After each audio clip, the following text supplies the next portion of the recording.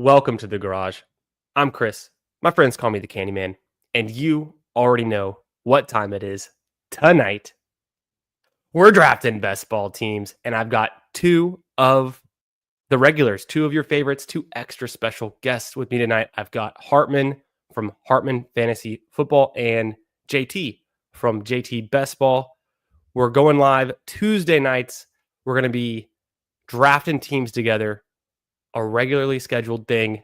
It's all coming along, and best ball summer's coming along too.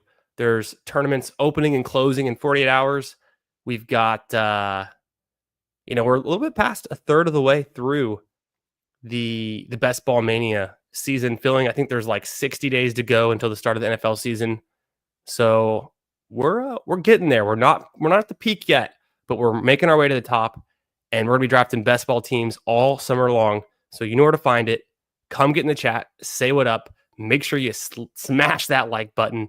We're going to start by talking through our top exposures, and we're going to get into some drafts. And if you're watching this in the future, if you're new to the channel, make sure you're subscribed. Make sure you're subscribed to both JT's and Hartman's channels. Links in the description. And let's get after it. Let's draft these teams, have some fun. It's all about the good vibes. Let's kick it to the intro and bring these guys on. But overall, it's like the guy can ball. Like, actions speak louder than words.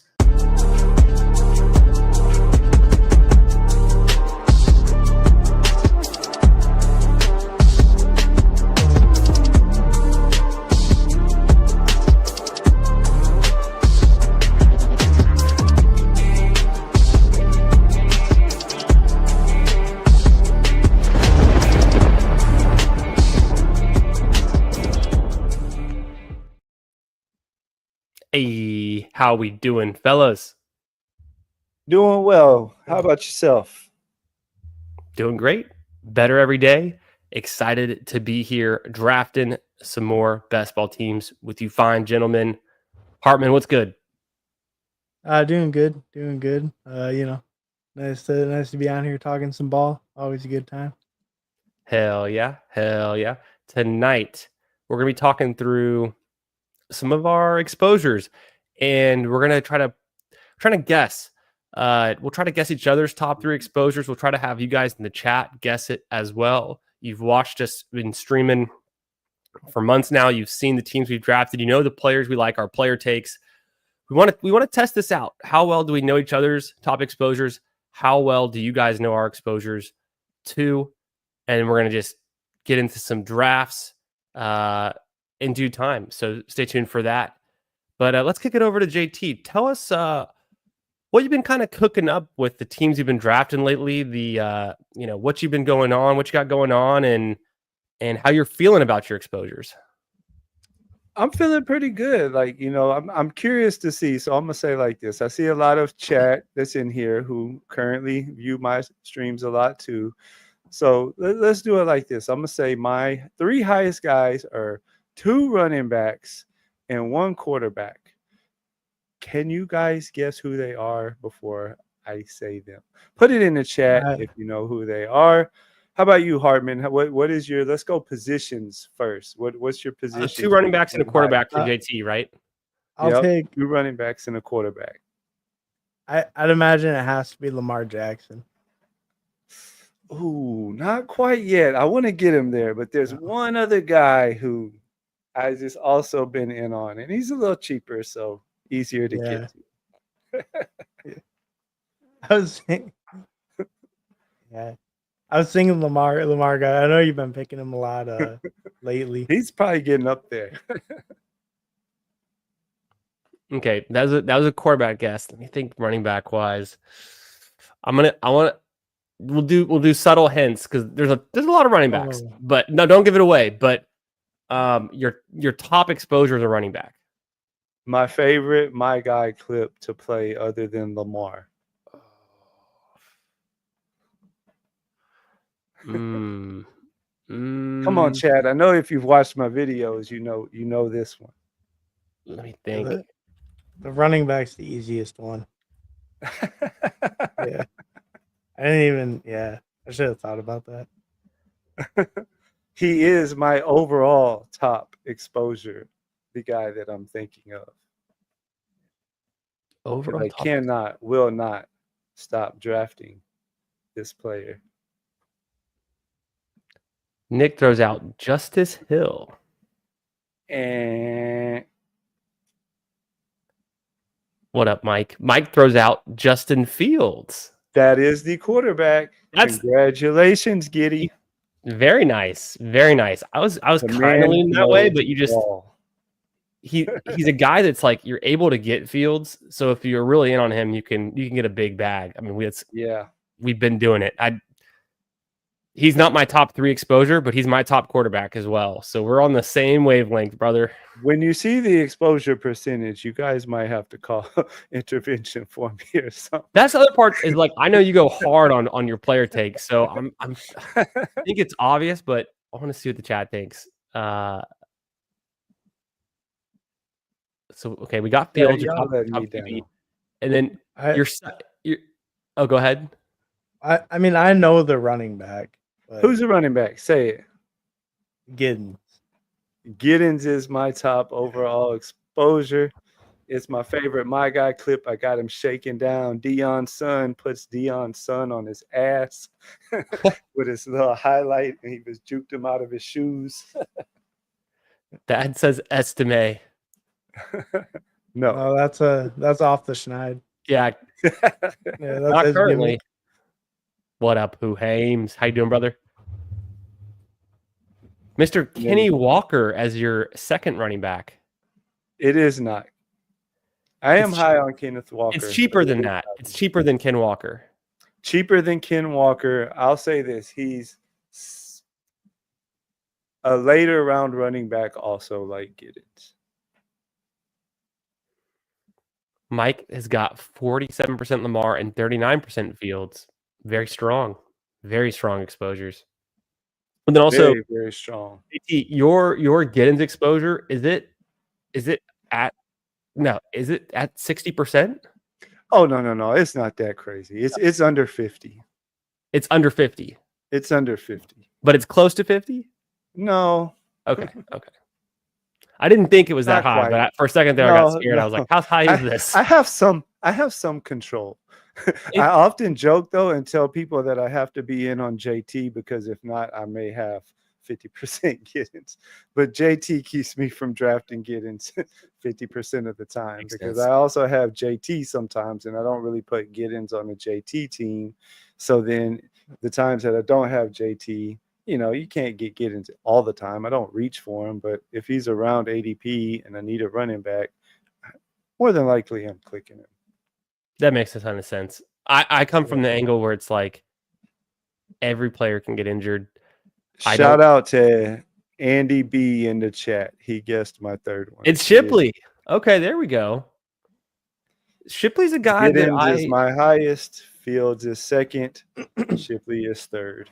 There we go. He's a guy that I should take more of. How much I don't take Saquon, but that's pretty much as far as I can go is convincing myself. So I need to be clicking that more. But I think that in that range, yeah, you can get bags of guys in the Shipley and the Giddens range, and it's not a high enough cost to be prohibitive to it can work on almost any team. Kind of a throw in guy, contingent upside guy, and then one of them's still a rookie. So there's just that whole going on, of course, behind Jonathan Taylor and behind Saquon Barkley, but typically pretty run first teams. Very nice. Yeah, Fields, Giddens, and Shipley. That makes a lot of sense. I mean, and part of my thing with them too, other than just liking them as a player, is like, okay, in Giddens' case, JT's never played a full season where he didn't get hurt for at least a couple games with an ankle or something like that. And Barkley was healthy last year and had that absurd workload. But how many years with the Giants, did he miss 3 games here, 4 games there, So I'm not saying he's due for an injury, but if he misses a few games, I want to have me a Shipley bag. There you go. 34% Marcus, 4% Fields, and 39% Wilson, as in Garrett Wilson, I'm guessing. So big bag on Garrett Wilson. That's nice. Fantasy Dog with the 11th like. Appreciate you, brother. Make sure you guys smash that like button on the way in. We're guessing exposures. We're guessing top 3 exposures. We just found out JT's. He's his top 3 is a quarterback and 2 running backs. He's drafting Justin Fields, DJ Giddens, the rookie in Indianapolis, and then of course Shipley, which is a for some people a very popular pick, but I need to come around a little bit on there. Let's see what Hartman's cooking up. Hartman, how you feeling about your exposures? I feel pretty good overall. There's some guys I've looked at that I've realized I kind of want to get more of. Some guys I've slowed down on a little, but most of the guys that I have a lot of, I feel pretty good about. Nice. Are you kind of, JT had a middle range guy with Fields and then 2 late guys. Do you find yourself with your top exposures in the late range, in the middle ranges, in the early ranges? How are you playing it? It's a little bit all over the board. It's kind of position dependent. The running backs are all like kind of later for the most part. The receivers are usually higher, and the QBs and tight ends are kind of in the mid range. That makes sense. Just typically where we're drafting those players as it is. So then getting your guys. So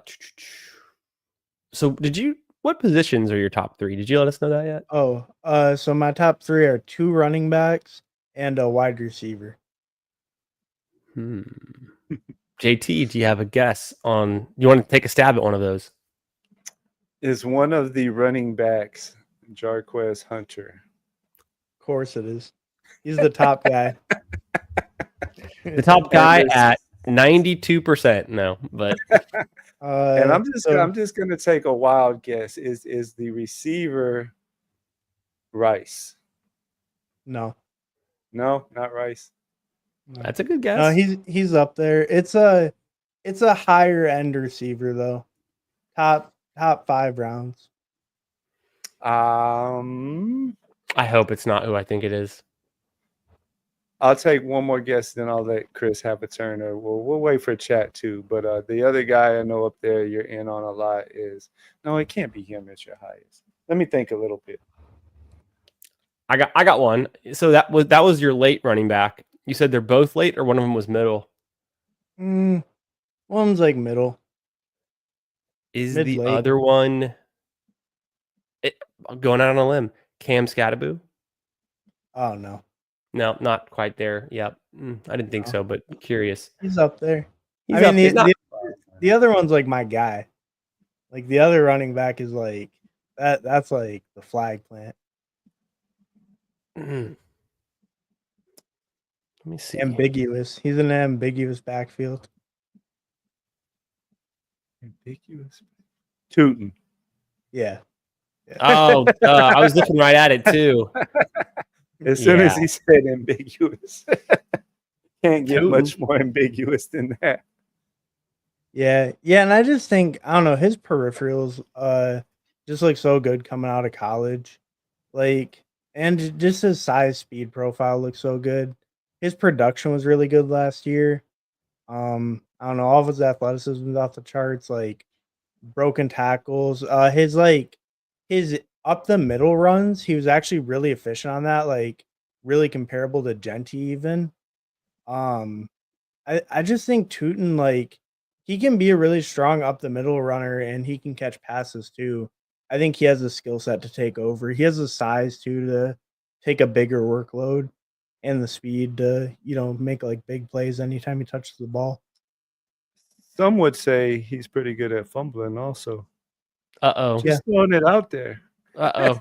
Yeah, no doubt. I mean, that's his biggest issue, but I don't know. I just think as late as he goes, the upside is worth the risk. But I do think that can be an issue where, like, especially unless he's really crushing, that could keep him off the field.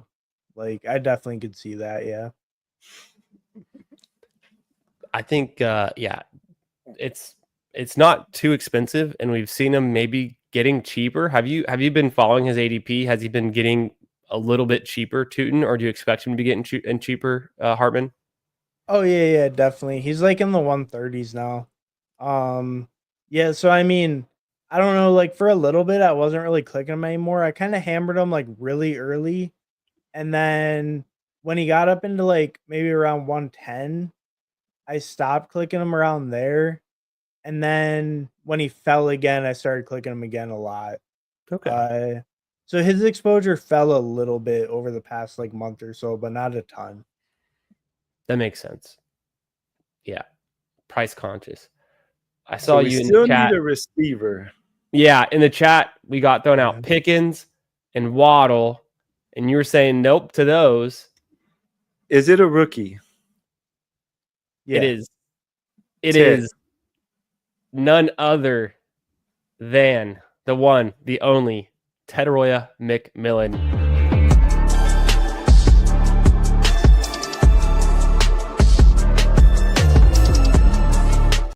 I mean, it has to be, right? Oh yeah. 100%. Yeah. What?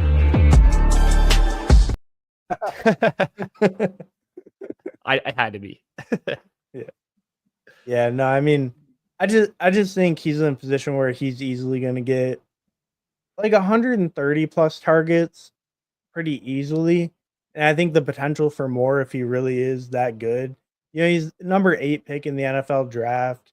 He's huge. He should be a big red zone threat. Like all of his metrics at Arizona are pretty elite, like his yards per route run and everything. I think it was like over 3 yards per route run last year. I don't know. I just believe in just the ascension of that offense. I think their coach is a really good play caller. I think Young showed, you know, the upside last year. I think a lot of us are kind of bought in on the Panthers somewhat. You know, some people are out obviously, but I'm pretty bought in that Bryce Young can take a step and they have good play calling and Ted will have the talent to have, you know, his NFL pedigree. Yeah. I have a little over 15%, so not as high as you, but I'm in on him for sure. Love it. Yeah. Makes a ton of sense. I can just look at the draft board and count on my fingers how many sophomore wide receivers we're taking in the first 2 rounds, right? I mean, it's the formula, it's that easy. It's right. It's Neighbors, Brian Thomas Jr., Lad McConkey, Xavier Worthy's not too far behind there. He's starting to slide, but he's not too far off that. Bowers, another pass catcher, sophomore, you know. So the formula, it's pretty easy to see T-Mac being a player that we're drafting really early, even earlier than he's going right now next season. I think he's probably the best bet for that. And so I think that's one of the reasons why he's a player that I'm drafting a ton of as well. Yeah. So what about you? Who are your top 3 or what positions? Yeah, I have 4 players in my top 3. It's 2 running backs that are my de facto 1 and 2, and then I've got 2 receivers that are tied right now. One of them has caught up, and the other one is kind of been hovering around the same percentage. But yeah, so there's no wrong. There's 2 right answers for wide receiver, but then there's for the who's my 3rd drafted player. I have 2 running backs who are my 1 and 2. My top exposed player was on a playoff team last year. Is a running back that goes typically later, has been going later in drafts, but picking up some traction and is pretty easy to get, I would say, if you're set on getting him. So he goes later in the draft for sure. What up, Disbanded? Let's see. Let me catch up with y'all. Ridley was a guess. It's definitely the T-Mac. Yep. Right. I think, yeah, being the other point about T-Mac being the NFC South is a nice division to be in. One of your running backs was on a playoff team. Is the other running back not on a playoff team? All right, never mind. Is it bad that I can't remember? But I you had to think about it way too much for it to be the team I was thinking of. Is it Rashad White as my top running back? Yeah. It is not Rashad White, but he honestly he was higher. I stopped clicking him as much. I've got Rashad White in my top. I've only got 11% exposure, so it's really fallen off. He's in my top 20 running backs, it looks like. But he's fallen off. Yeah, I used to have more Rashad White for sure. Another hint, he plays in the NFC West. NFC West. Oh, Jarquez. It is Jarquez Hunter, my top Ah, exposed player. I'm at 27%. Wow, that's crazy. That Ben- that kind of shot up, right? I think originally it was closer to 2021, but I don't remember the last time it was below 20%. Maybe it's just like some recency bias that I'm thinking that, but I have a hard time not clicking them, especially in Best Ball Manias. Yeah. I need to click more Quorum. I probably do too. I haven't clicked Corm in quite a while, and I'm at 8% Kyron, so it's not even like that I'm out on Kyron like some other people in this room, but That's it's rough. just a big bet on the Rams and it being a super high powered offense, a really fun Week 17 matchup, the rookie hype, and then just a little bit of coach speak getting me to Jarquez Hunter. And for some reason, I do need to sprinkle in like more Giddens, of course, more Dylan Sampson, some of these other late picks that are maybe a similar bet to Jarquez Hunter. I'm probably a little bit overexposed, a lot bit, but I think it's just comes down to the offense, and maybe I have more confidence in the ability to scheme up talented players in the Rams offense versus some other situations where we might see like a guy who's competing for a 2 in a high powered offense like a Taj Brooks. That, maybe I need to sprinkle some more of that in, but he hadn't gotten the same amount of like steam. And I don't know, there's just something appealing about Hunter that's taken me there so often. Yeah. I mean, same with me. I'm gonna throw a guess out there for your receiver. Yeah. Is it Golden? Matthew Golden is tied for my top wide receiver exposure at 20%. Matthew Golden.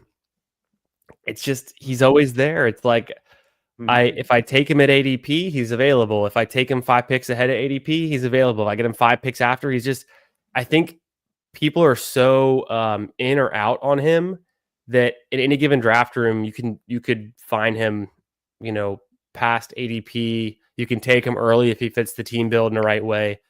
And my only hold up with not getting more of Matthew Golden is that I don't want to be out on the running backs that go in the similar range, like the low 70s to mid 70s. So Quinshon Judkins is starting to rise a little bit. But if it comes down to taking Quinshon Judkins or Golden, I'm not going to take Golden every time. I'm going to want to get a lot of Quinshon Judkins, right? So I think Golden's ADP is kind of balanced out with Reed's a little bit, and then with Quinshon starting to rise up, separating from some of those other players. But at the same time, it's like there are still some nice running backs that go in the early 70s to mid 70s that I like as well, that I don't want to be out on. So I need to probably want to have my Golden just about where it is, if not a little bit lower, because I'm not out on Reed either. I'm very bullish on the Packers and their passing offense. This coming season, I've got 15% Jaden Reed. Okay. So, well, if your top guys are that low, then I'm going to take a wild guess for the other running back and say, did he go to the same college as one Matthew Golden? He did not. Oh, okay. Not the guy I'm thinking of. Then. I do need to get more of that guy. And he's actually, what's crazy? That guy is my 5th exposed Dallas Cowboy. Oh, I figured he would be higher. He's at 13%, and I have 4 Cowboys higher than 13%. He's like my 5th most exposed player. I need to get more. I'm jealous. He's not up there for me that high, but I do have a decent amount of him. I've been trying to get it up lately. What range of the draft does your guy go? Yeah, for sure. either So of them. for the running back, he goes right in the middle of the draft, and he's technically the RB2 on his team. Oh, I think is it Cam Scatterbu? It is not Cam Scatterbu. Oh. Cam Scatterbu is my fourth highest owned running back at 18%, but this guy, he beats out Cam by a couple points. Right in What up, the Steve? middle, huh? Jordan Mason. It is Jordan Mason. You know, I've been super bullish on him kind of all off season. He continues to steam up. I think the coach speak, along with the way that he performed last season when he was healthy for the 49ers, he smashed against the Vikings. They definitely, you know, took note of that, went out and got him for nothing because the 49ers can't pay anyone. They've already paid Purdy. They've already paid Ayuk. They've already paid McCaffrey. They don't have money around to spend on a backup running back. So he comes over here to the Vikings on a cheap deal, a cheap trade deal at least. And I think he could just be like one of the top rushers, pure rushers in the entire league this season with the Vikings. A strong offense that can be in position to score a good amount. You know, God willing that JJ McCarthy can hold together an offense as good as a washed up Sam Darnold. But with Kevin O'Connell, with that coaching staff, and then getting the ball to the goal line or in the red zone, and then hammering it in with Mason, where Aaron Jones might be a little bit of, you know, lackluster in his ability to convert those short yardage touchdowns. I think Mason can get it in. And with, you know, Justin Jefferson being an engine of that offense as well, you can't just like focus in and load the box against the Vikings running it. There, you know, so I think there's just a lot of opportunities for scoring in that offense, and I wouldn't be surprised if Jordan Mason had double-digit touchdowns. So I've been bullish on him. I'm at 21%. It's kind of where I like it. And until something changes, I mean, if things start to look even more bullish on him, I'd go higher. I'll probably keep it around 18-20% for the foreseeable future. But I'm not like super out on Aaron Jones either. I'm looking at my exposure. Actually, no, I mean, I kind of lied. I only have 4% Aaron Jones, but I feel like I'm not afraid to take him either. Maybe it's just about, I don't know what it's about. There's other running backs that go right before that too, but So curious, it seems like, your highest percent guys are not maybe, as high as some other drafters, are comfortable being. Do okay. you have any notable guys that you are just stone zeros on then, or are you more of a like, I'm not going to be, the 30% range on certain player, on any player, but then at the same time, I'm not going to be zero? Is it more like you being out on somebody's like 2%, or are you not afraid to be a zero? Yeah, I've got some zeros. I've got some 1% and 2% for sure. Last year I went 39% Nico Collins, and it was looking really good until the injury. So that was one of my lessons learned from 2024 was just injuries can happen to anyone, even like the best player in the NFL, which not saying Nico Collins is, but he was looking like he could have been the best player for fantasy last season for a while there. So I don't want to be super overexposed to any one player just because of that kind of scenario. But yeah, Jarquez Hunter right now at 27%. He's by far my highest. I've got a handful of guys around 20%. I've got George Pickens tied with Matthew Golden. And then I've got Darnell Mooney a half a point behind him. Egbuka half a point behind him. Alec Pierce is right in that range. Devontae Adams is around 18%. CeeDee Lamb 17, Thielen 17. So I've T-Mac 15. I've got some guys that are like hovering right around the 15 to 20 range. I got a bunch of guys there, but as far as zeros go, I guess I'd have to look. I know, like for instance, I could look at Roma Dunze. I've got 1% Roma Dunze. He's been a pretty hard fade for me. I'll click him though. With Pearsall, I've got 1.4% Pearsall. And then who else comes to mind? Baker Mayfield, I've got 2%. Those are probably the top. Mahomes, I think, is pretty low. but he's still at 5%. So even him, yeah, I'd have to think. I just counted. I have 14 players that are 20% or higher. So Let me I'm see. not afraid to go get my guys though. Okay. Sometimes it works out, sometimes it doesn't. I only have 2 that are 30. Those 2 highest guys are a little over 30. Yeah, I would say you're leaning more concentrated, but you know that, and it's about your player takes, which you've been saying the whole time. Hartman, what's your kind of dispersion look like in the way that JT was describing his exposures? Do you want to just share it really quick? I have it Yeah, for pulled sure. up. Boom. Oh, yeah. So I guess mine, I only have 6 guys over 20. And then the highest is Jarquez at 29. And then I have Fields as my top QB, Kraft is my top tight end, and then Lamb I have at almost 23%. So I'm taking kind of a stand on him. Gotcha. Yeah, Interesting. I was almost going to guess Lamb before I asked you if Tet was a rookie, but I was like, he's a first rounder. He can't be that high on him. it's hard to get Lamb any much higher without taking it to like 101, 102. Yeah. Yeah, I've definitely taken him at the 102 before. Like no doubt. But I yeah, like I don't usually do that. I've done that before though, or like in time box I will. But usually not in like BBM, just because it's like it's bad CLV. I can still get like a lot of Lamb taking them at like 3 or 4 or whatever. Because usually you can get them at like 4 or 5. Yeah, that's true. That's my Lamb is at, I think I said it was like 17%, and that's close to my top 10, 12, kind of in that range. So you definitely have some concentration, but you're not like, I would say maybe it's around a little fewer players than maybe what JT's cooking up, like the number of players you have above 20%, for instance. Yeah, I would say so because like especially just looking individually, like you see they all fall to kind of like 15% range by the bottom of the page. Um Tight end dips to like 10. So that's kind of like just all over the board.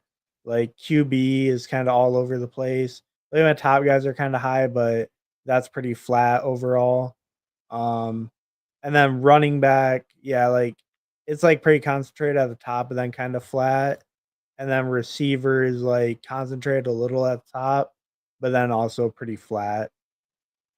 I guess I Gotcha. have a lot of guys like overweight slightly, but nothing like crazy.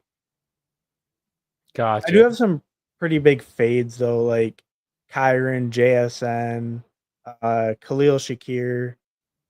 The JSN and the Chiron makes a lot of sense because you'll take T-Mac ahead of them. So in essence, to get the amount of T-Mac you have, you can't have some other guys in that range or just a very few amount, right? Yeah, that's true. And like usually I'd go like elite QB.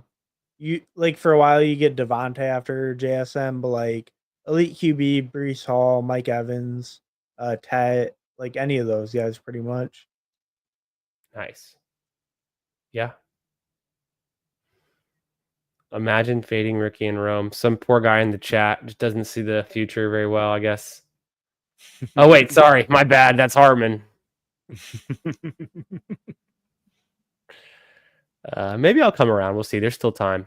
I'm only a third of the way into my draft season, or kind of what I've slated out, I think. Who are you fading of? Oh yeah. No, he got it. Saquon. Also Bijan kinda, but not as bad, but Bijan's underweight, like 4%. Yeah, that's what I was gonna say too. Is I need to get more Bijan. I'm at 2% Bijan, and it's partially it's bad pick luck. I don't get a lot of picks in the beginning of the round. And when I do, I take CeeDee Lamb. I've got 3% Saquon, Yeah, but even like I have my Gibbs, I 2% love Gibbs, and I Saquon. have only 9%. See, I think I'm even. Oh yeah, I'm at 9% on him also. But yeah, like I don't. Yeah, like Saquon, like Bijan, I have pretty low, like 3%. So I don't know. The Bijan one doesn't feel great. The Saquon one I feel fine with.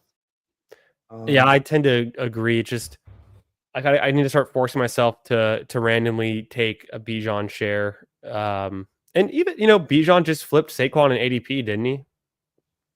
Yeah, he did. So there's something And there. it's just I don't know. I really want to just bet on that Dallas passing game kind of over everything else. I think Yeah. their play rate is going to be like top 5. Dak will throw more than 600 passes if he's healthy. I think the production is just going to be crazy. They're going to be so pass heavy, and their defense is probably going to be pretty bad. Again this year, even with Micah healthy. No doubt. Yeah, I think I also like the combination of a first round receiver and a second round running back just that much more than taking the opposite, taking a first round running back and then having to figure out a second round receiver. It works out a little bit better how I like to build my teams in that way. So, yeah. No, I agree. I was doing some work this Saturday, and I came up with a little offensive line rankings that I kind of want to play around with for a little bit. And I have the Cowboys on it, like right around basically the 20th best offensive line. And then I was comparing that to ESPN had a list of their top defenses, and it was essentially 8 different analysts from ESPN ranked the defenses, and then they basically just said, okay, well, of our 8 analysts, these are the top 20 Ds, and the Cowboys weren't on that list, so that means that they're a bottom 12 D. Put a bottom 12 D, not a great O line. They don't have any running backs other than maybe Blue, who's more of a pass catcher. So yeah, no, I'm totally on board with Dak and Lamb and the passing attack for the Cowboys this year. Totally. It's two of my top many of my top exposures. I told you I had I had 4 players above Jaden Blue who I need to get more of, but I'm at like 13 or whatever I said, 12, 13% Jaden Blue. I've got 4 other Cowboys, including I have to go back and look, but it was obviously Dak, Pickens, CeeDee Lamb, and then I'm curious, was it Ferguson? Because I'm not even that big on Sanders. What'd you say? Was it Ferguson or Sanders? It couldn't be Sanders. No, maybe I just misspoke. Blue, I guess I refreshed something. I don't know what I was looking at earlier. It's Blue, then Dak, then the 2 receivers. Because Ferguson's at 8%. I'm not crazy about Ferguson. But when I take 15% Dak, you get enough Ferguson. Sometimes, it works in. Yeah. I'm the same on the Cowboys. I have like my top 4 are all over 16% with both receivers, and then Blue and Dak. Hartman, did you get in this draft? No, I did not. Check the private chat. I'm glad I did. I was just about to ask him. I just was waiting, and I didn't want to interrupt. I didn't want to interrupt either, but perfect. Hartman's in. Okay, yeah. We're waiting on one for a sprint, a 30-second sprint draft. I honestly thought there'd be much more open. When JT and I joined it, we were waiting on 4. I assumed Hartman was already in. I was about to announce it. We filled it. Someone jumped in. We're doing a sprint. And I've done, I will admit, this is my second sprint draft. I've only done one before, and I can't remember where and when I was doing it, but I'm excited. This is how many have you done? This is my second sprint. This is my second live sprint, and I got a couple of them finished. I did set the 7, the little promo they had for 7 of them, but I did 6 of them slow drafts, and a couple of them finished, and then I got a couple more that's in the late rounds. But Yeah, Denario Alexander. I'm not familiar JT, with that. you remember Denario? It feels familiar, but I can't put my finger on it. the name sounds familiar, Denario Alexander. Yeah, I have to look. I have to look it up. I've already forgotten. Let me go ahead and share this. Let me do a different view for you boys. I'm in the 5 spot. I'll probably end up picking before I can fix this, but let me see if I can get us up here. Oh, there it is. That's not bad. Whoop, wrong button. So Yeah, we obviously have for the sprint, Candyman in the 5, Mhm. Hartman's in the 10, and I have the 11. I'm still getting used to the new Underdog format. It's really throwing me off here a little bit, but we'll soon forget what it used to look like. Oh, see, I like this. This looks how like it always looks to me because I'm like a mobile drafter, so Yeah. this looks normal. I like this better. I will definitely take Justin Jefferson at the 5 spot. I guess I could consider Gibbs there, but let me take a quick look at yeah, against Dallas, against the Giants, and then Detroit. I like those games. I like those odds. I will take Justin Jefferson. Didn't have to think too much about it, but I wanna kind of lean into the sprint format, not just draft this like I would any other normal week 17 focused tournament like a Best Ball Mania. Mhm. And I've read a little bit of sprint material. Shout out to the Fanspeak Network putting some out, and then I've just kind of seen some elsewhere, and then of course for the FFPC, although it's managed, there's a sprint format in the end of that tournament. So I feel like sprint is not so far removed from the normal Best Ball Mania type tournament compared to like a marathon. A marathon is like a whole different consideration, but in the sprint, you're still kind of back weighting your bets and you're looking for some rookies with late upside, kind of like not late upside, but guys who come on stronger at the late end of the season, right? Yeah, yeah, I think it's really similar to like a BBM style tournament Yeah. where like you're just not as week 17 brained, right?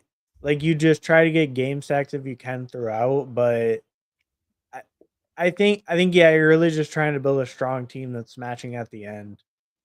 You know, it is nice in a way too, like um since there are no pods, like it's just kind of like best team wins over that duration, which is I just like that format better. I think it takes out some of the variance. Yeah, that's true too, because I did want to do a few sprints and not just be totally out on the sprint because um, then I can be that guy who says who has bad pod luck, and then I can I don't want to complain about it. I can be like, well, I entered some sprints, so I can't complain, right? It's like Yeah. there's a time and place for the guy who hates pod luck on Twitter, and you do this, boom. This is Hartman drafting live in the moment. Oh yeah. Yeah, Forgot he was sharing. I just picked Nico and Brian Thomas. Love it. I was thinking about Bowers. I was thinking about Ladd for the game stack, but I just figured I'd take Brian Thomas there, scooped a little bit of value. I actually Yeah. would have taken A chain, but JT got A chain. Yeah, very nice.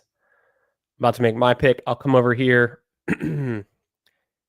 Yeah, okay, for this sprint format, I mean, I do this all the time though. It's like these matchups, kind of a low scoring game, maybe. I should have loaded some sprint ranks, but I didn't think ahead. Otherwise, Well, I think for the sprint, it's just a matter too of you can see your 3 playoff matchups there. Other than your team correlation and stuff like that. Right. There you go, Hartman. I mean not Hartman. Chris. I'm pretty sure I've never shared my screen when I was on somebody else's stream, but I think I did it right. You tell me. Can you have access to mine now? Nope. You still haven't done it right. Bye. All right. So I go to present, share screen. There you go. Nice. Yeah, I'll And throw then it we over to can flip yours. back and Well, forth. we got to switch back and forth. That'd be a fun thing to do. Let us, talk through our picks and our selections and things. I pulled up Trey McBride because maybe he's there with my next pick, maybe he's not. I thought that the tier for those running backs, there's a good chance that one of them would come back around, and I was completely wrong. But Rashee Rice is still there. We'll see what the dirty Dano does. Yeah, he takes Rashee Rice. So okay. What I did with my first one was I actually saw that the 12 hole didn't have a badge, and once Nico went to Hartman, I kind of wanted to maybe go H-N in London, but like I saw, Henry and Genty's ADP is still above H-N, so I was like, well, I'm gonna take my chance that the no badge guy is kind of going off ADP, so that's why I took London first, thinking I had a better chance to get H-N in the second than London. Yeah, that's smart. That's thinking through your turn picks when you're at the 11th spot is a good way to do it. Let's hop over to Hartman's team. He's drafting from the 10 spot, so he's neighbors with JT, which will make it really tricky to share their screens back and forth. But we're probably gonna go Brees Hall. Could go Terry to try to get Jaden. I'd rather just grab the running back here. I'm not super in on Terry. I already have super strong receivers, so I'll grab Brees Hall. nice. We are going to go with the week 17. Mike Evans, Devon Achane. It's a fun matchup. Oh yeah. I mean, and I'm trying to think. Tampa Bay. Who else did they play? I could look it up, but I don't know. You probably have it on your screen. Show me their playoff sprint for Tampa Bay. Atlanta at Carolina at Miami. Right. Okay, at Carolina. I mean, some pretty nice matchups, right? Oh yeah, definitely. So in this format, in any format, Mike Evans, a pretty solid pick at the end of the third round, especially when you're looking at the back end of the schedule. Back on the clock. JT's looking through his selections. Let's see where he ends up. We're going to go Ted. There you go. Your team is correlating very nicely right now. Yeah. Pop over here. That one hurt. Yeah, right in the heart. Lowering that exposure in real time. That was try to help you out there. Try to help you out. No. I don't know. We could pull up JMO. That'd be kind of cool. I really like his schedule at LA Rams, Pittsburgh, but it's at home, and then at Minnesota in the Dome. So I really like his playoff schedule. I think I have a really solid receiver core, super high upside on a weekly basis. And then kind of just an anchor RB with Brees. There we go. Damn, I was actually really banking on George Kittle not being available at pick 44 because I pulled up Trey McBride. I was pretty excited about that. And my two highest targets for my next pick were actually both Omarion Hampton and James Cook, who go right before my picks. So I'm on the clock here.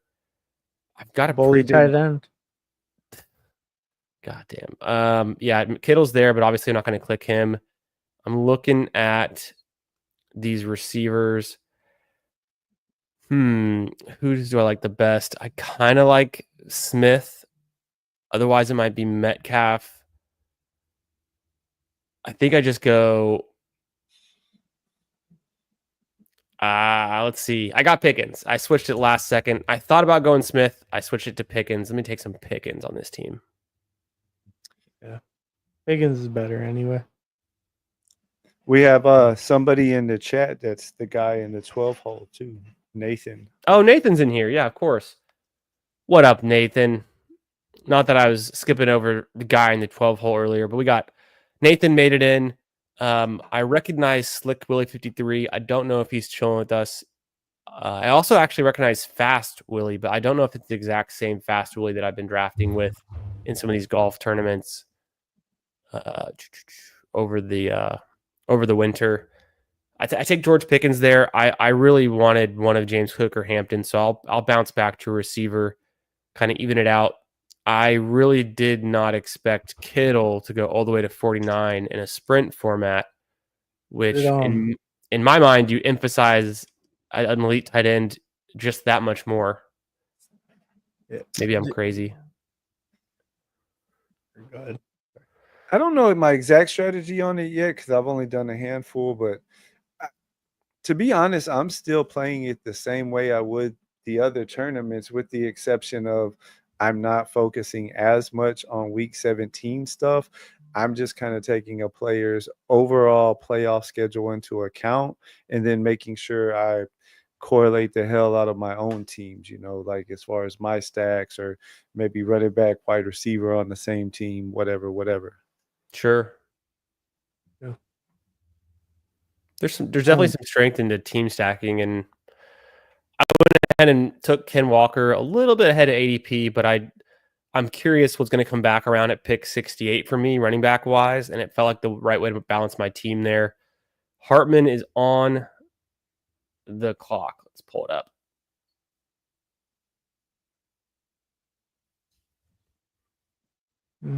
Oh, sorry. I'm gonna go Calvin Ridley there. I think he's a pretty good value here. I think Hunter's okay. I could have double stacked the Brian Thomas, but I'm not super in on Hunter. I like Ridley. I got a little bit of a plan for that. We'll see how it goes.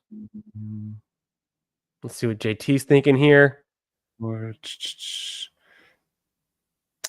go ahead and take Hunter. I couldn't decide. We're going to use it as a chance to get our Hunter exposure up some. Yeah. By late in the season, hopefully they'll realize that he's better at, or they need him more at receiver.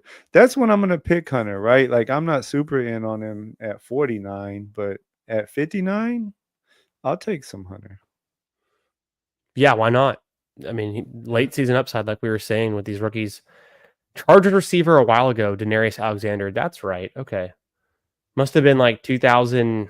Gosh, I want to say like 9, 10. Does that make sense? Or even before that? It could be way before that. I could be wrong, but well, no. Would that have been? Was that like the Vincent Jackson days? 2010, 9, 10. Dad likes the marathon. Oh, we should have before we jumped into the sprint, we should have gone and added the Jewish McCaffrey on Twitter. He's always posting sprint propaganda. He posted more today. Win puppy, man up, join the sprint.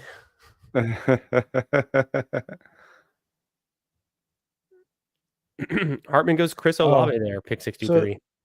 So I want Chris Olave because he actually connects with 3 of my players.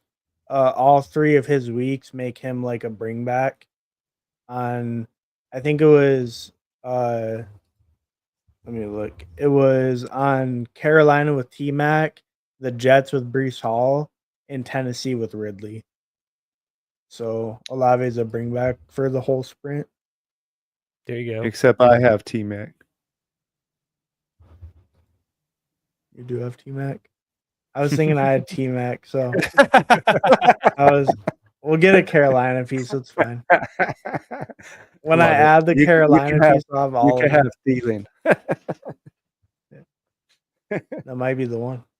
I almost took Addison there to team stack with Minnesota, and I kind of still wish I did in some regards, but I also didn't want to pass up on Quinshon Judkins. I think just can be a solid pick anywhere. So I take a good amount of Quinshon. Feels like the right place to take him. But Addison going all the way at 71 also feels like a steal for somebody. Yeah, I'm really liking Addison's value right now. For sure. Quinshon's one of my higher owned RBs, but I don't know. I've been having a little bit of a harder time clicking him. Um, I'm still in though. I'll be like probably double the field on him, but he's a little bit tougher to click now. Like I don't know, just the season props and stuff. They have me a little worried. What were you seeing there? His like season long rushing prop is like 650 yards or something. Oh, And that sounds ridiculous. Caleb Johnson's like 150 more yards than him. Or is his maybe Quinshon's is like 600 flat. Let me see. No, 650 for Quinshon. And Caleb's at 850.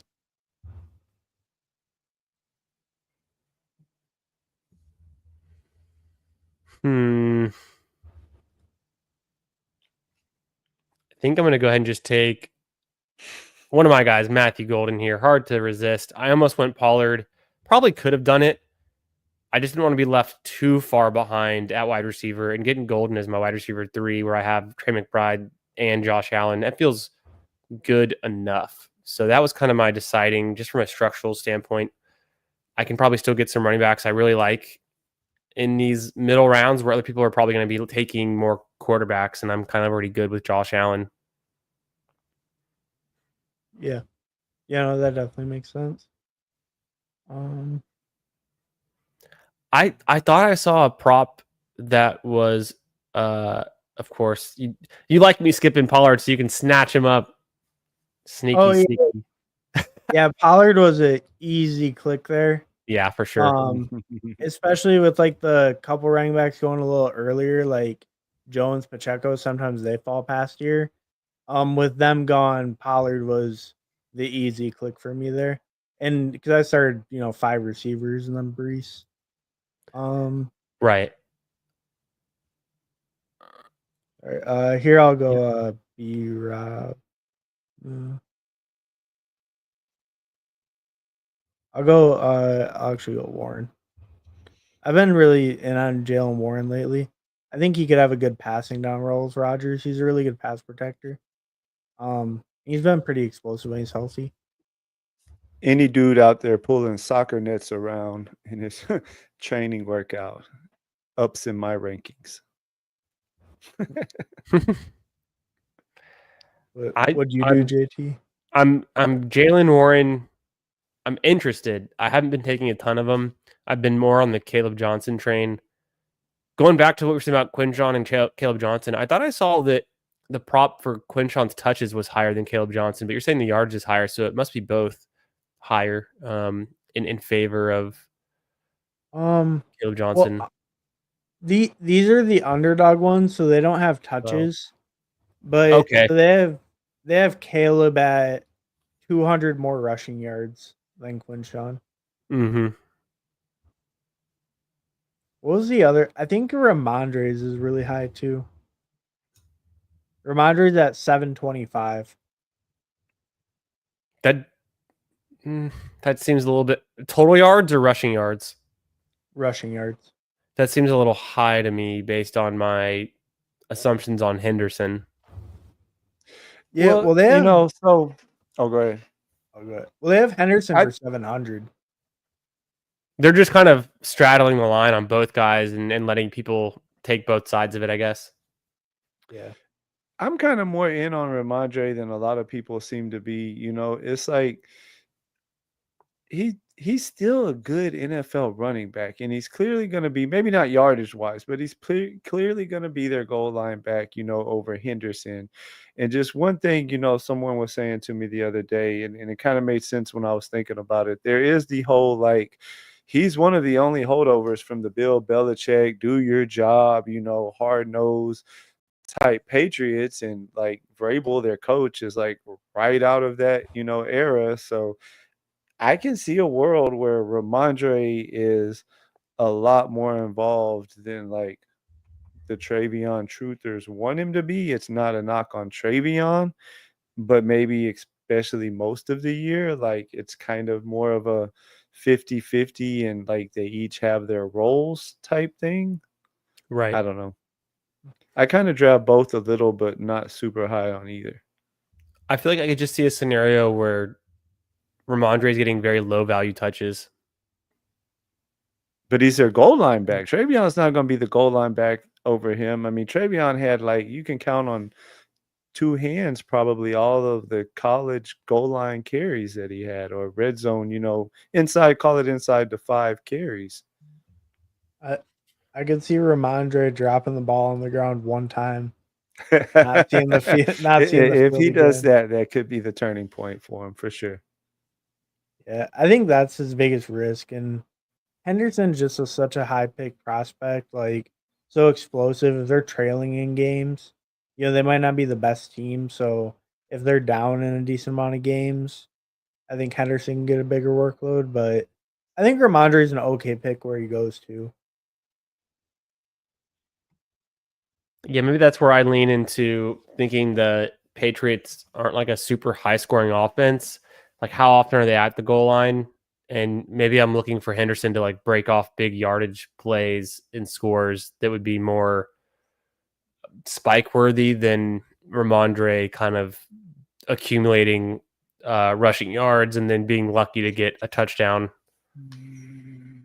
Maybe I'm being overly pessimistic though. I'd have to go back and look at kind of some kind of ground myself in some of the recent history of the Patriots and their performances. I guess I'm not super in on the Patriots, so I'm not taking a whole lot of them. But I think Henderson is just more of an exciting player, being a rookie and being pretty good in college.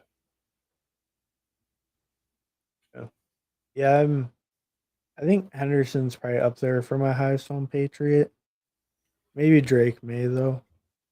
So here I'm thinking Keon because wide receiver gets pretty thin after this.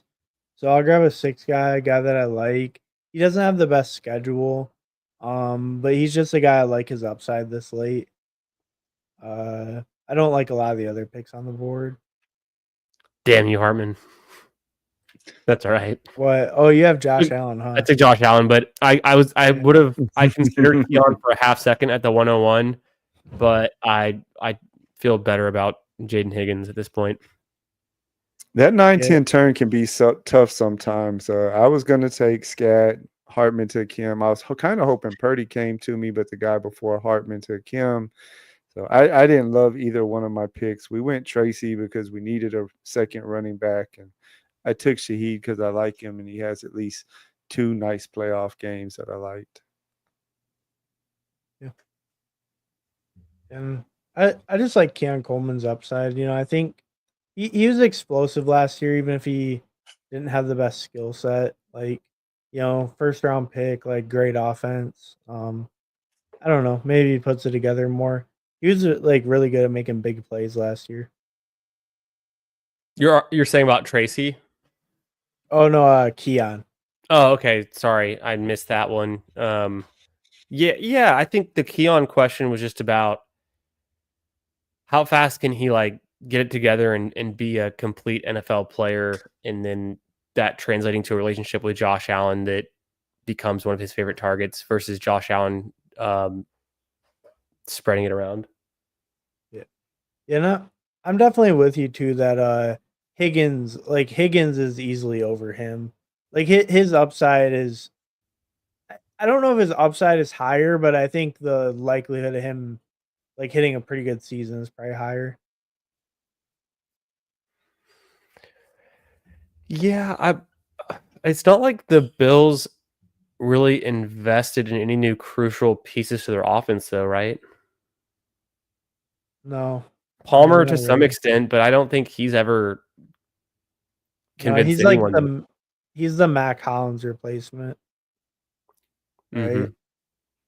But yeah, I think the thing with Keon is his usage isn't the best for him, but that's Shakir's role, right? He's a slot guy. Is I don't know. That's what I've always heard. Is kind of the issue with him. If he could play in the slot, then he'd probably be a lot better.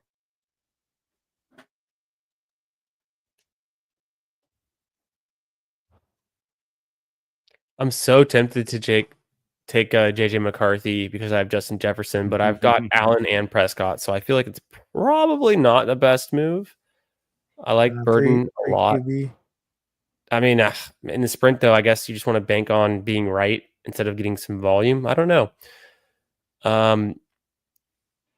Burden I like a lot, but do I need another receiver here? I feel like I need a running back. Spears, is he that guy?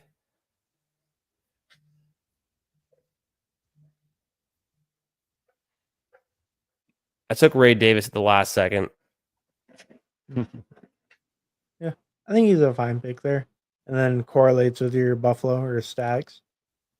Yeah, I just felt like if I'm making a bet on a running back there and it was going to be Spears, why not Davis in the exact same kind of RB, 2 on an offense, and then this correlates with my Josh Allen a little bit versus just getting into some Titans that I don't know. You could just argue that Spears is a better overall player, and maybe that's a piece of it. But I also kind of like Ray Davis, so I don't think it's that bad of a pick to reach up on him there a little bit. Yeah, and I think in this range too, it's like when you're reaching up a round or so, like I don't know, what are you really losing by doing that? Mm-hmm. It doesn't really matter in this area.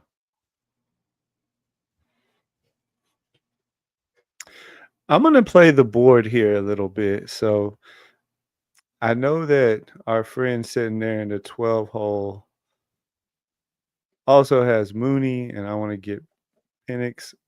So instead of normally, I'd probably take a running back here, but I'm going to go ahead and grab him here because something told me he was going to click Penix with one of these 2 picks.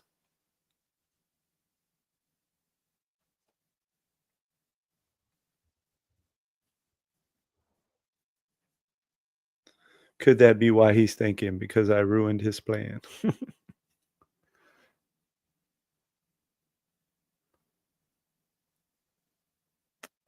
And then with my next pick, as soon as he picks, we want to go ahead and grab a running back because we need to add some more depth to that room. You guys know from our last show that I am a stone cold 0 on Bucky, so it only makes sense that I like to take White. We have Baker, so it kind of made sense from that aspect.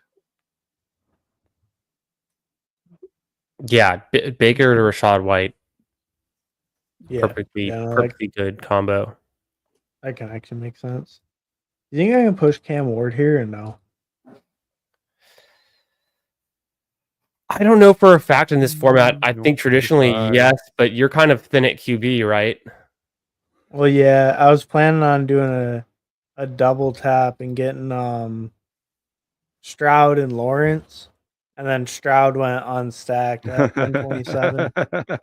So that didn't work out. And then Ward, I had more connections with him in his like sprint schedule.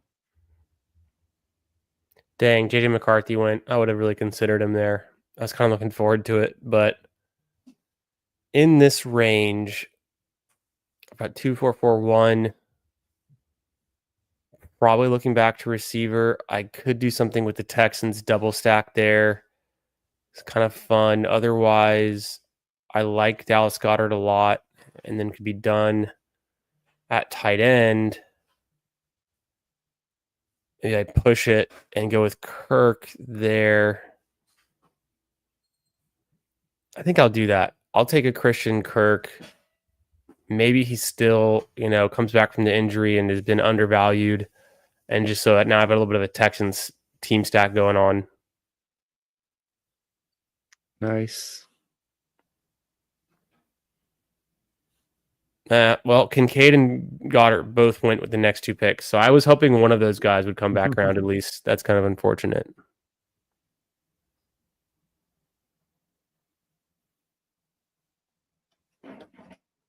In this range, it's like I already consider us being at like what I would think is like the wide receiver cliff, or we're very close to it. So it's essentially a flat tier from here on out, and just like getting guys that make For me, sense. there's one more that I actually just talked myself into liking a whole lot right here in this range, but I have a low percentage of him right now. Mm-hmm. But then, yeah, I'd agree in general. It's getting to that point where I always tell people I try my best, other than my Keenan Allen bags. I try my best to be done with wide receiver by round 17 because I don't like any of them other than Keenan Allen in round 17 or 18 for that matter. I mean, there's a couple guys I'll take if I really need one still back there, but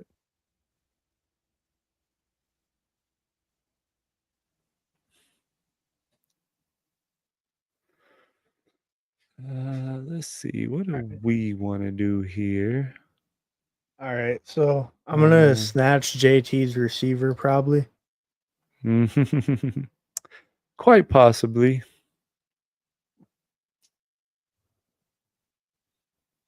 No, the person before you snatched him. Yeah, no, I was actually gonna go tight end anyway. I wanted Strange to pair up with Lawrence and BTJ.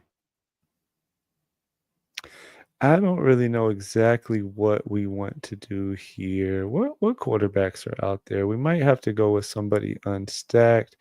He moves around a little bit. I want to get me a third quarterback, I think. I'm going to go with Geno. I don't love Geno's playoff schedule other than the sprint. He does play week 17 against the Giants, but this is the type of team that I would like to go with 3 quarterbacks on. So we'll take him. We got to get to the playoffs first. So Geno can be our chaperone that helps get Baker and Penix, get them there. I guess I should have done more homework, but my understanding, let me make sure I have this correct. The sprint format is like each of the 3 playoff weeks count separately, but for a cumulative score, right? Yeah, exactly. Each of the 3 weeks count separately, and then the scores are added together.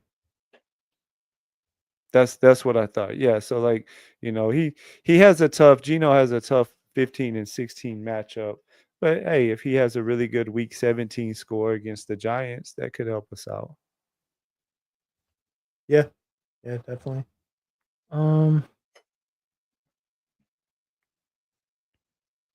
So I'll grab another tight end here. I'm gonna go Kyle Pitts. He has a good schedule. Just need another tight end. Could have looked at Jasicki, but his has a good schedule. Maybe I'm Cooks getting this year. Nathan all worked up in the chat. Did you have who did you have? Oh, I guess you have Genty.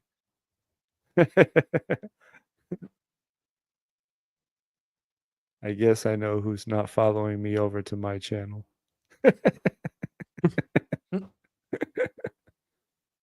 My bad, Nathan. I knew you didn't have Bowers. Yes, I wouldn't snipe Nathan like that.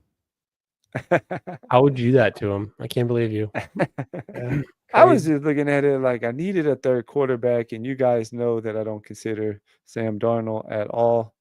Another 0 for me. I didn't really want Matthew Stafford unstacked. He doesn't add anything at all with his legs. Same thing with Rodgers. Geno was kind of the last guy that I really had any interest in. Yeah, that makes sense. Yeah. And he has a little bit more rushing upside in general.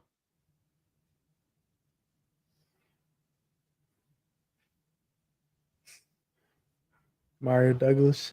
Do you think he's gonna be wide receiver 1 this year for the I mean, it's Patriots? starting to sound that way, doesn't it? It's kind of crazy.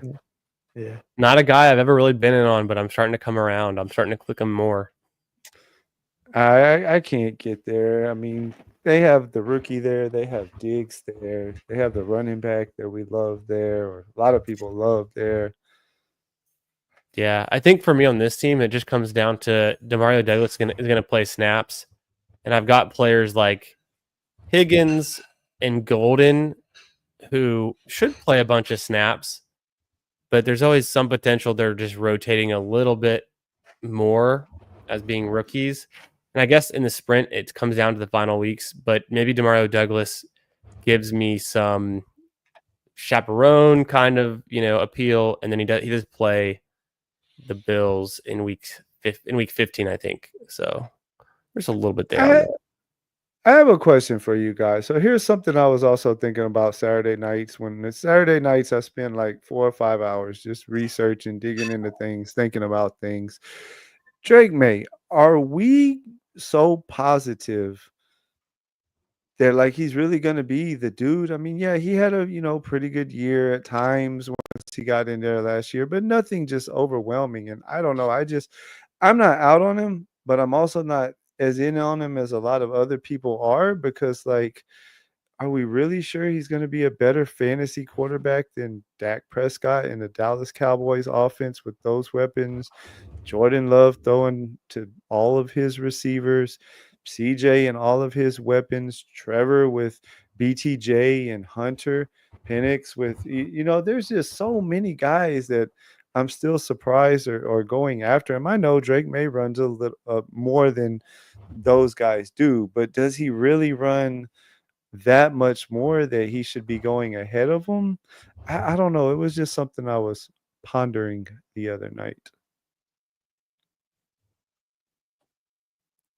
Um, so, let me just pick quick here. I'll take Alec Pierce. He's a bring back on Jacksonville. That seems fine there. Get my 7th receiver.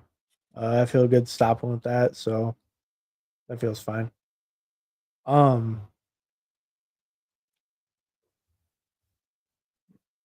I'll let you go ahead. You know who it is for me. I mean, it wouldn't be right if we didn't try to get our number one There it is. percentage player on the night where we were talking about him. And I think just with the Drake May stuff, like I do think he'll have a lot more designed rushes this year. He had barely any at all last year, and he's still like per game was one of the top rushers in the league at QB.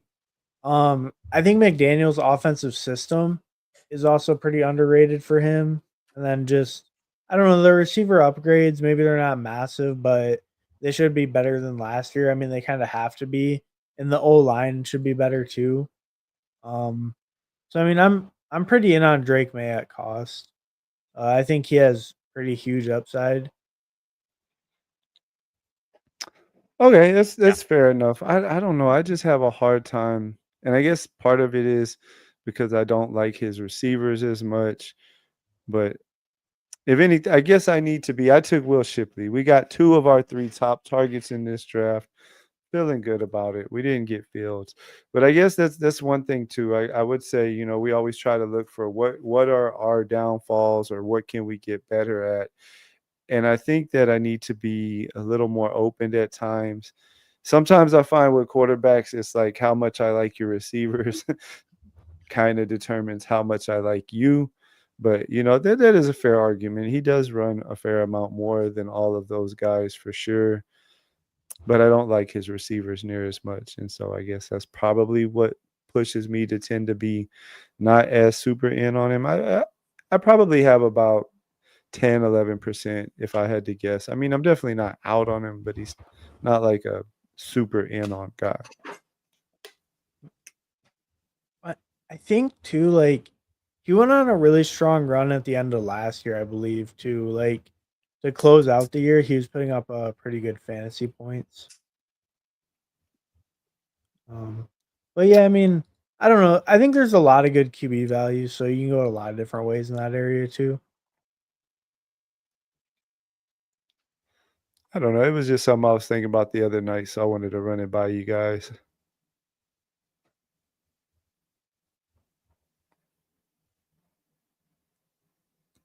Let's see, where are we at in the draft?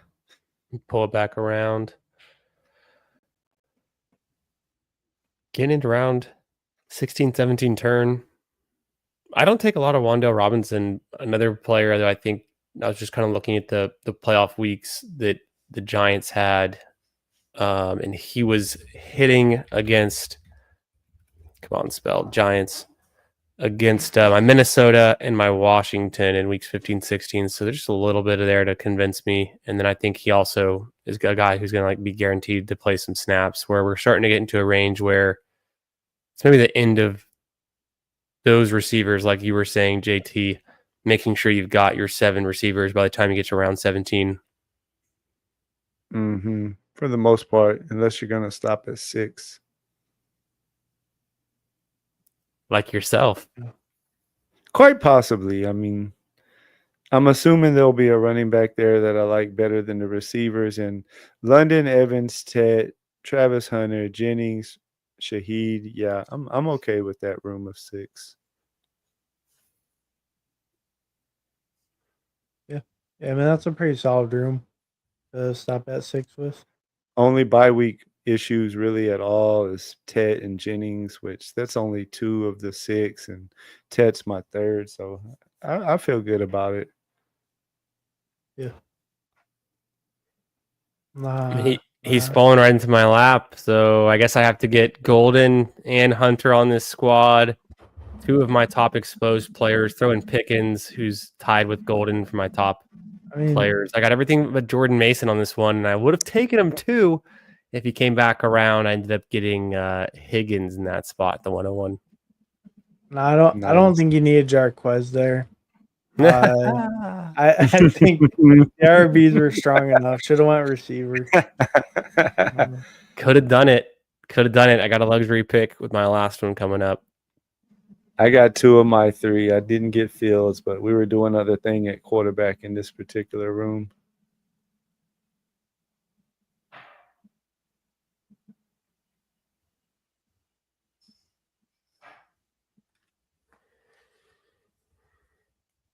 Should I throw Tyler Shuck on with Olave or no?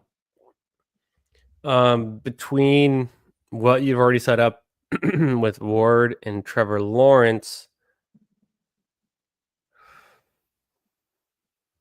I guess it just depends on. Well, he's gone now. I was gonna say it depends on your bet on if he's gonna be their quarterback. Obviously, for more games than none, or for more games than not, I guess I should say. But he goes. That's the same guy that got me on Stroud. Okay. Blaker. I could take AR or a running back here. Probably a running back. I said I need more Blake Corum. It's been tough for me to click. I haven't done AR in a while now. Yeah, no, he's a pretty tough click. I mean, I have Lawrence and Ward, which is okay. But that is pretty weak. It's fine. I mean, it's fine though. I can probably stop at 2. Yeah. AR goes anyway.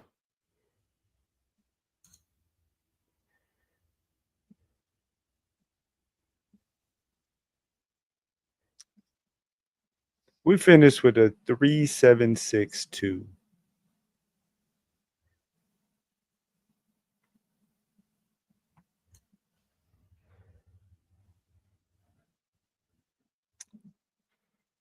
I went with a 2-6-7-3. 3-7-6-2. Not something I get into that often, but very fun. Yeah. Let me see here. 2-6-7-2. I've got a luxury pick. Pretty strong at tight end. I think I'll stick there with McBride and Ertz. Receivers, I could get Slayton or Coker here. I could throw in Dart, which might be kind of fun.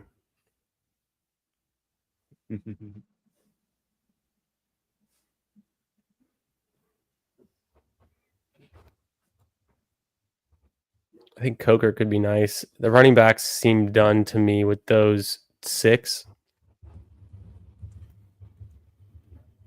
And I don't love any of the picks remaining, so could be Coker team. Tight ends. Tight end should be fine. And then QB wise, I don't know. Is there any value to getting Dart on a team with Allen and Prescott? I'm trying to think that one through. Probably not the most. Yeah. What Giants players do you have? I've got Wandale, but that's it. But I've got some bringbacks with Washington and Minnesota. I'd probably just go Coker. The receivers are like probably the thinnest part of the team, right? Yeah, for sure. And so I was building out some depth with those last 4 picks. Coker's still kind of an upside pick, but with Kirk, Douglas, and Wandale, I'm trying to bank on some guys that are just going to play a ton of snaps to cover Golden and Higgins. Got Jefferson and Pickens up top is the big bet on this one for the receivers, and then Coker, another upside piece. So I think I went with more of like a volume approach at receiver, but still getting 2 big rookie, upside swings, and then 2 anchor kind of veterans. Running backs seem fine enough. Another couple rookies in there, and then the 2 QBs up top. 2, 6, 8, 2 for this sprint draft. Yeah, it looks I just solid. I for think myself. with the double elite onesies. Oh, sorry. I No, just think you with the good, go double ahead. elite onesies, it like the team can look really solid with the depth they're able to build at receiver and running back. Yeah. I'm just wondering. I need to do more sprint research, and it's fun to think about. But I guess I was just like, and it's not very often that I go double elite onesies, and then if I do, I'm going to push running backs just a little bit. But then I couldn't resist getting Walker and Quinshon here. Maybe one of those could be a wide receiver, but at the same time, I guess I'm hoping that Higgins and Matthew Golden can beat out some of those guys I didn't take in the 5th and 6th round. How's your Going back squad to looking, your JT? quarterback in the 18th round or whatever, my thing with it is I'm like almost always. I think of all my drafts, I might have taken a 3 QB team one time that I can think of whenever I had like Lamar or Allen or Daniels. It's just the way I play it. Not saying it's right, but I know like Steve in the Fan Speak Network, they're pretty high on 3 QBs even with an elite, So it's just, I guess, whatever you feel better about. But on your particular team, I mean, he's probably never hitting your lineup over Allen. And then on the week where Allen has an off week, Dak is still probably outscoring him anyways. Didn't you have Dak as your second? Yes. Yeah.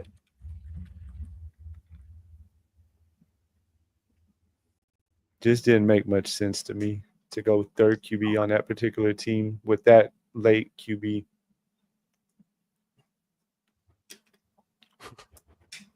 Disgraceful, Hames. Must have been about Rice.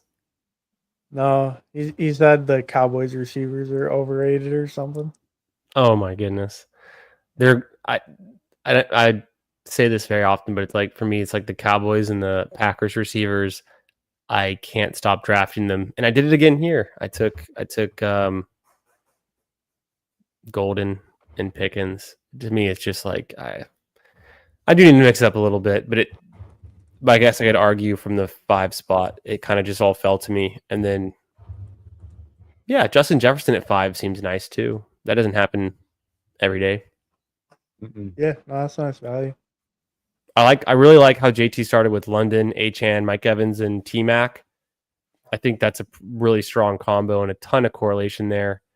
And then, some solid picks throughout that draft too, to finish that one out.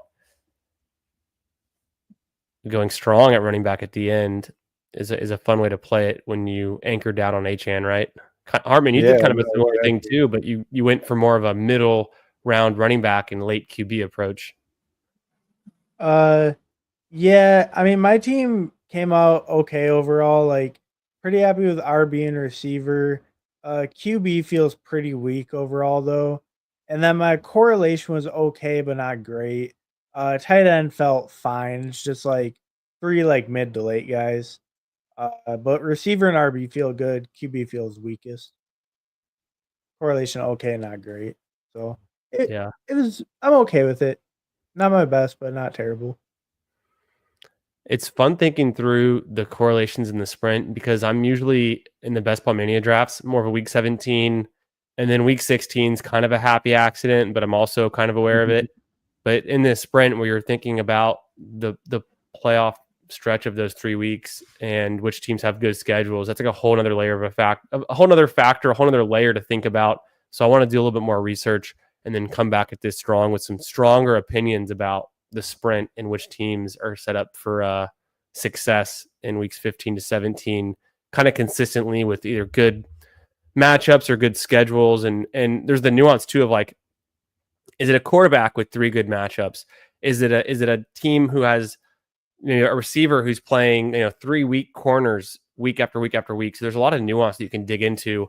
And then maybe there's like a team who's facing 3 stout run defenses in 15, 16, 17, or 2 out of 3, and you want to like avoid that running back just a slight bit more in this format. So I think there's a fun way that it gets a little different than the standard tournaments, but at the end of the day, as we've seen with the results kind of year after year, the winning teams across many of the tournaments look very similar. So you still got to get the right guys, right?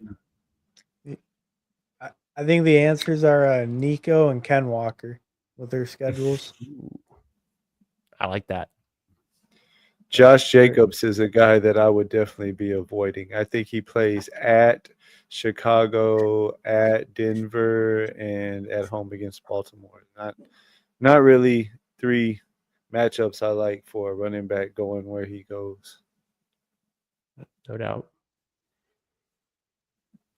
We did it. We went through our exposures. We drafted a sprint, which was kind of a new thing, a fun take.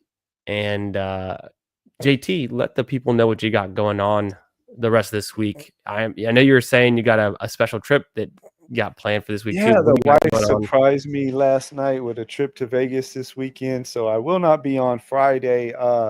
It's still early for me. We're the nightcap, so if any of you guys want to, I think I'm gonna take about 10 or 15 minutes, and then we're gonna fire up over on my channel. Come draft over there with me tomorrow night. The one, the only Who Hames will be on my channel. We're gonna probably be getting into some eliminators. I'll be on there Thursday, and then we will be playing some poker this weekend, boys, in the big city where poker is played the best. Best of luck with that. And yeah, man. Good luck. Yeah, looking forward to the Who Hames stream. Always good stuff. Always good having you on, JT. Appreciate it. And looking forward to doing it the following weeks as well as we get this thing going as a regularly scheduled drafting time with us 3. Hartman, what are you up to this week? How's it looking, brother? I think the only thing I got planned is I'm having Big Loaf on a stream on Friday at noon. We're gonna look at that draft or pass app and then do a draft or 2. Good stuff. And then for myself, I'll have some more drafts coming up real soon. Appreciate y'all being here. Make sure you slap the like on the way out. Follow us all on Twitter, links in description, and we'll catch you guys in another draft real soon. Peace out.